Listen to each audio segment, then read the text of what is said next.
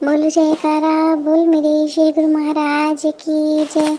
बोलो साचे दरबार की जय।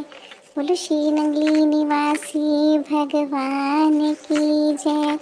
बोलो सच्ची सरकार की जय। ये मुखड़ा है या चांद का बांकपन है, लबों पर मचलती हंसी की किरण है कि इस पर देवता भी फिदा है। दिल की वार्ता। टेरी में यह बात मशहूर थी कि जब श्री महाराज जी का पवित्र शरीर अभी बाल्यावस्था में ही था तो नासिका पर किसी ने भी काले तिल का चिन्ह न देखा था। श्री प्रमथ दयाल जी की आज्ञा पाकर आप एकांत सेवन करने के लिए पर्वत की एक कंदरा में रहे। जब आप समाधि अवस्था से उठे तो आपकी नासिका पर काले तिल का निशान देखकर सभी हैरान रह गए। इसके बाद श्री प्रमथ दयाल जी ने आपको आगरा जाकर तपस्या करने की आज्ञा दी। एक बार दादा दीनदयाल जी गांव चकबंदी पंजाब में विराजमान थे। स्वामी अनमोल प्रेमानंद जी ने श्री महाराज जी से उनकी पवित्र मूर्ति मांगी। हजूर ने अपनी एक मूर्ति उनको दिखाई, जिसे देखकर स्वामी अनमोल जी बहुत चकित होकर बोले, महाप्रभु, इस मूर्ति में तो आपका शरीर बहुत दुर्बल दिखाई देता है। यह मूर्ति कदापि आपकी नहीं हो सकती। स्वामी अनमोल प्रेमानंद जी के वचन सुनकर श्री महाराज जी खिलखिलाकर हंस पड़े और बोले, पंडित जी, आप नहीं जानते हो, जब मैंने श्री परमहंस दयाल जी की आज्ञा अनुसार आगरा में तपस्या की थी तो मेरा शरीर बहुत कमजोर हो गया था। यदि आपको उस समय की मूर्ति दिखाई जाए तो आप उसे कभी पहचान न सकोगे। यह कभी न मानोगे कि यह गुरु महाराज जी की मूर्ति। अच्छा, जब नई मूर्ति बनाई जाएगी तो आपको जरूर दूंगा। महाप्रभु के ये पवित्र वचन सुनकर स्वामी अनमोल प्रेमानंद जी अपनी ध्यान अवस्था में बहुत दूर चले गए और उन्हें श्री महाराज की तपस्या का वह सारा दृश्य दिखाई दिया। कुछ महात्मा लोगों ने कई बार दादा दीनदयाल जी से प्रार्थना करके पूछा, दयाल जी, आपकी पवित्र नासिका पर जो तिल है, आप उसको हर समय क्यों छेड़ते अर्थात हटाते रहते? इसमें ना तो कोई बाल है और ना कोई घाव है, फिर भी आप यहाँ से कुछ उखाड़ने का यत्न करते रहते। जब स्वामी अनमोल प्रेमानंद जी ने एक बार इसके विषय में पूछा तो श्री गुरु महाराज जी ने प्रेम की बातों में उन्हें टाल दिया।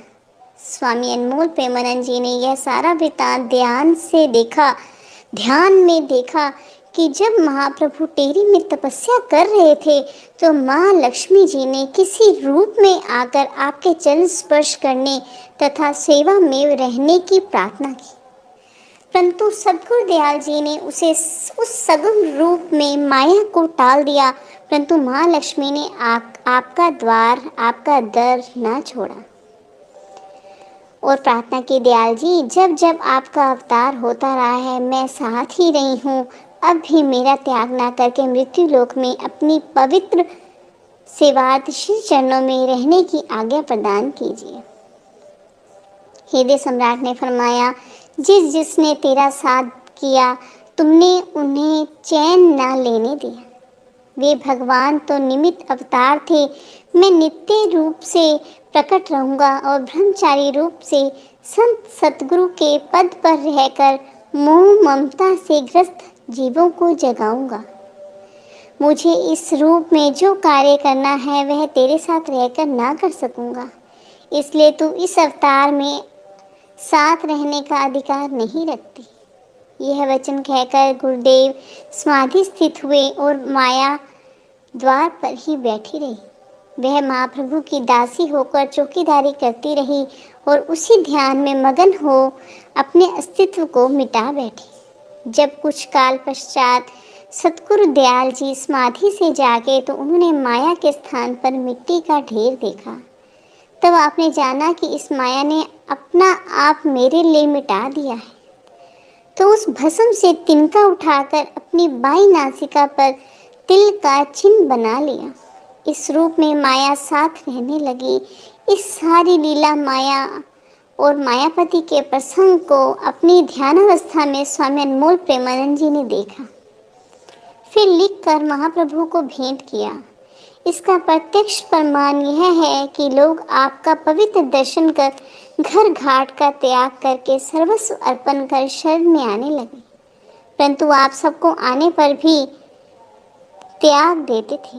अनेक बार लोग शरण में आने की विनती करते, परंतु आप कहा करते थे कि सब लोग अपने घरों को जाओ, यहाँ क्या करोगे। तब भी कोई द्वार छोड़ने को तैयार न था। अंत में जिनका प्रेम दृढ़ देखा, उसे दयाल जी ने शरण में रखकर भक्ति योग का उपदेश दिया और मोह बंधन से विरक्त कर सतमार्ग दर्शाया। आपने अनेक आश्रम उनके निवास के लिए बनवाए। यह सब सेवा वह जली हुई शुद्ध माया करती रही। परंतु उस गुप्त भेद को प्रेमा भक्ति के बिना जानना मुश्किल है। इस सारे प्रसंग को स्वामी अनमोल प्रेमानंद जी ने श्री राधे श्याम जी की प्रसिद्ध रामायण की तर्ज पर कविता रूप में लिखा है, जिसका एक दोहा इस तरह प्रस्तुत है। लीला उस भगवान की सुनिए लाकर ध्यान, यह मौका क्यों कर बना बाईं तरफ भगवान। अपनी इच्छा या भक्त प्रेरणा से जब दयालु थे प्रगटे, अपने जन हित उपकार करन तो माया ने भी पर फटकी। उस दया निधि ने संत रूप माया पर्दे अवतार लिया, तो माया ने भी उसी वक्त अपना सारा श्रृंगार किया। उस बाल अवस्था में सद्गुरु जी चले गए वन यात्रा को, फिर माया भी पीछे पीछे ही देख चली पग मात्रा को। शी टेरी के ढिगगिरी मंडल जहाँ नजर गुफा एक आई थी, ना जाने कितनी पुण्य भूमि जो दयालु के मन भाई थी। 13 वर्ष तपस्या करते रहे जंगलों और पहाड़ों में, कुछ पता यूं ही चलता पाया भक्तों के प्रेम नजारों में। महालक्ष्मी तब पहुंच गई द्वारे पर, झुक प्रणाम किया, भगवान आपकी दासी हूँ, मेरा और जगह पर काम किया।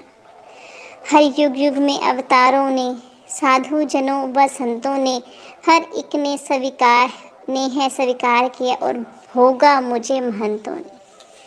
कृपा सागर कृपा कीजिए, लीजिए मुझ निज चरणन में, नहीं द्वार छोड़ जाना मैं कहीं, आ गिरी तुम्हारी शरणन में। बोलो जयकारा बोल मेरे श्री गुरु महाराज की जय। बोलो साचे दरबार की जय। बोलो श्री नंगली निवासी भगवान की जय।